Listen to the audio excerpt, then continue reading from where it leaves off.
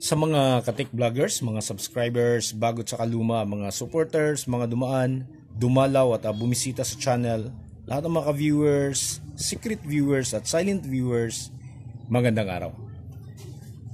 So nandito pa rin ako sa kaibigan ko at ito, tinutuloy ko yung mga trabaho ko dito kung ano yung mga pwede kong tapusin ngayon namang araw na to. At sana makauwi tayo ngayon at kung hindi naman baka bukas siguro ng umaga.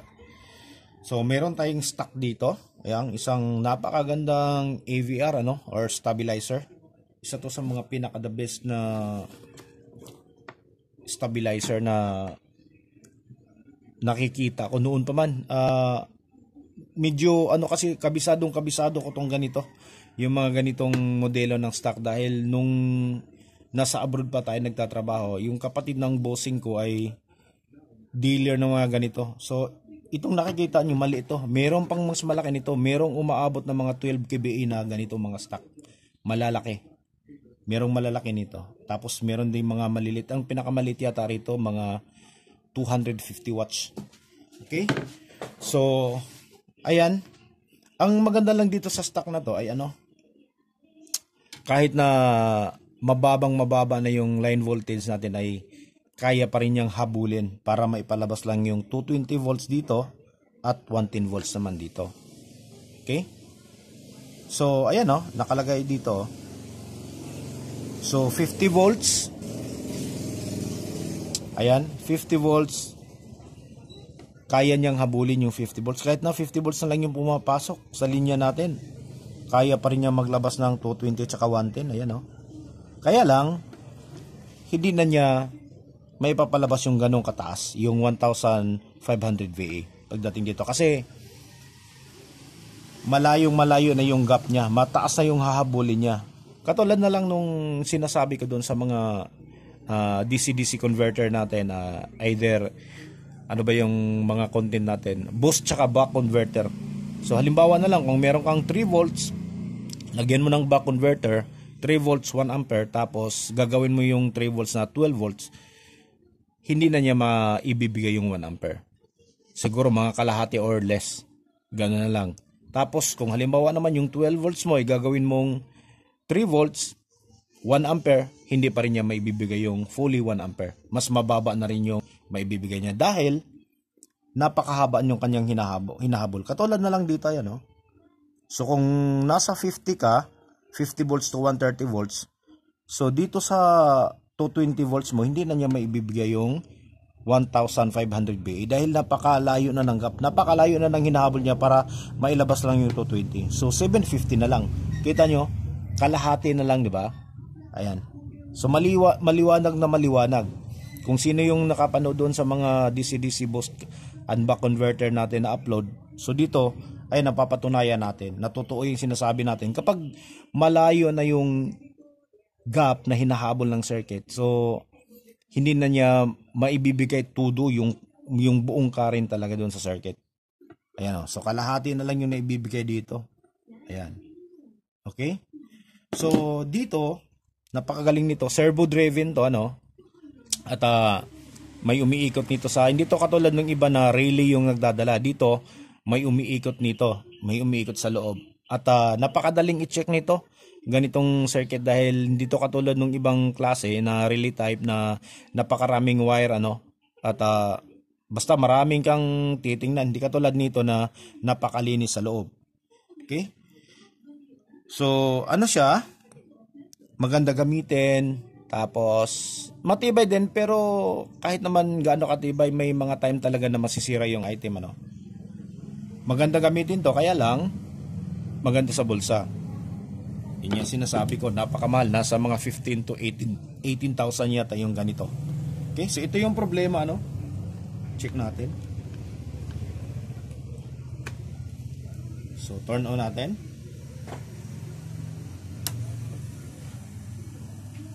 So ayan.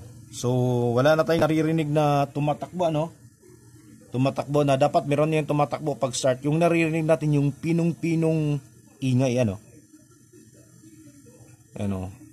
siguro yung fan yung umiikot. So tingnan natin ngayon So ang complaint nito ng may-ari, kapag ginagamit nila sa kanilang generator.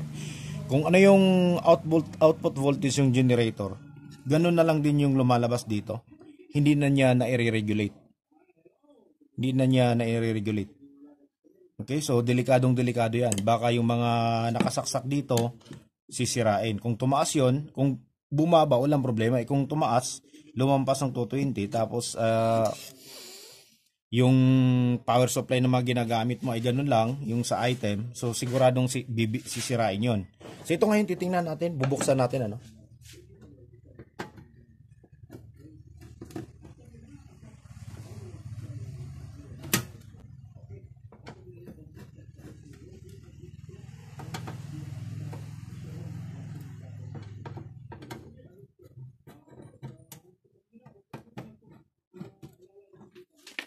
Okay, so dito, itong mga ganito kapag bago pa, medyo mahigpit na mahigpit itong mga tagiliran nito.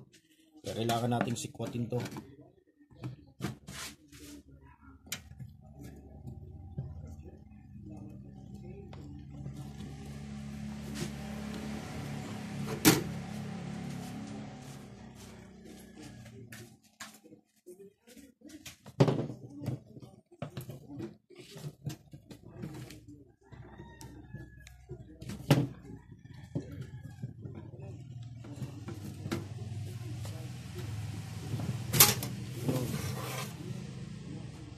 Ayun.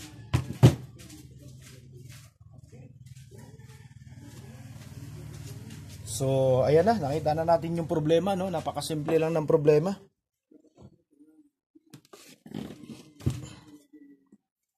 Okay, ayan siya, oh. So, natanggal na to, ayan, oh. Ayan. So, dapat nakadiin to, eh. Ayan, oh. Ganyan siya. So, natanggal, oh. Ayan, oh, luwag-luwag na. So, dapat mahigpit, oh. Para pag ikot nung maliit na motor natin, ay sasabay ito. Ngayon, hindi na siya makakasabay. Nakastuck na siya dyan. Kaya ang nangyayari, ayan o, tingnan nyo o. Iwan ko kung nakikita.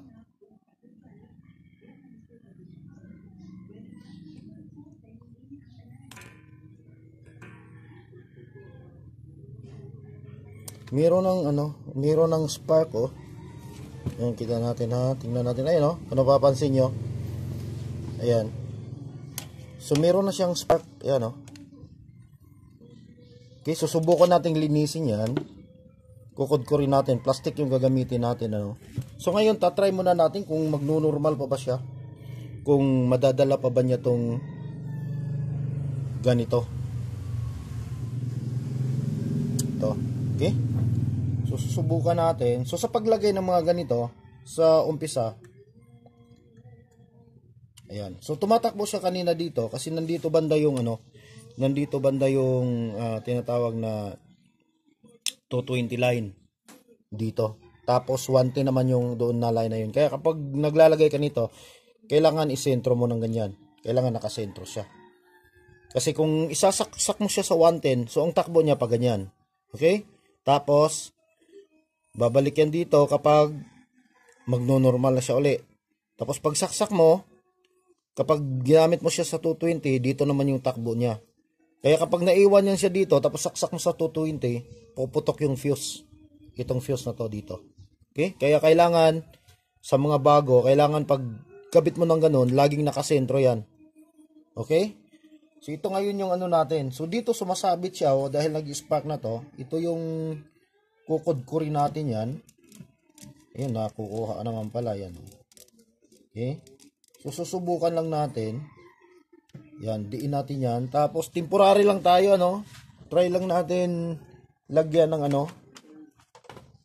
Huwag muna natin siyang i-glue. Try lang muna nating lagyan ng tinatawag na ayan, yung glow stick. Tirahin na muna natin siya ng glow stick. Subukan natin kung pwede pa. Okay, tapos i-on natin, susubukan natin kung kaya niyang dalhin to, kung hindi siya sasabit dito. Dito maiiwan talaga siya dahil napakaluwang na Dapat mahigpit yan. Ito yung isa sa mga problema ng stock. Yung sa malalaking stock naman ay yung ano niya, yung copper pull naman yung nababali. Yung copper pull. Dito, ito yung madalas. Tapos dito, nag-i-spark na to. Yan. Yung kanyang mga switches. Okay, susubukan lang natin, ano. Try lang natin dikitan. So temporal lang to, hindi to po pwede ha. So nakita agad kasi kung pandikit yung gagamitin natin na yung mga epoxy ay matagal siya matagal matuyo. Okay? So dito sandali lang. So susubukan lang natin to. Ayan. Susubukan lang natin kung dadalhin. Tapos ang gagawin natin dito pag final natin, susugatan natin yung bakal para may kakapitan yung epoxy na ikakabit natin. Susugatan natin yon. Tapos susugatan din natin yung loob nitong plastic na to para may kapit siya pareho, pati yung dito sa labas. Okay?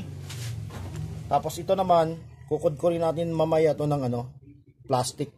Hindi pwede yung bakal ba kasi masusugatan siya. Okay? Hintayin lang natin siyang tumuyo. Sandali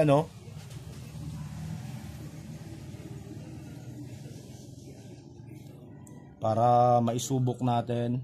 So pause muna natin sandali.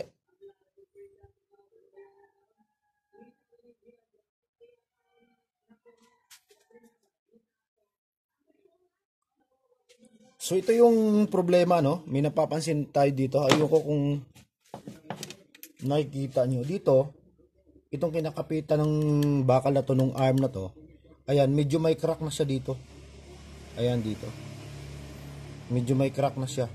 Kaya kailangan talaga isasama na nating i-epoxy yan.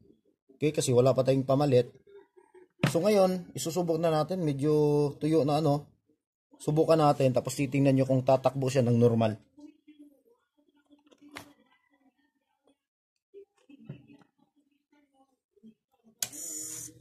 Ayan. Ayan. Yan So huminto na siya Tapos off natin. Okay, nagno-normal na siya. Ngayon, balik natin siya dito. Ayan, dito banda. Ulitin natin. Kanina nag-stuck siya dito hindi siya umabot dito.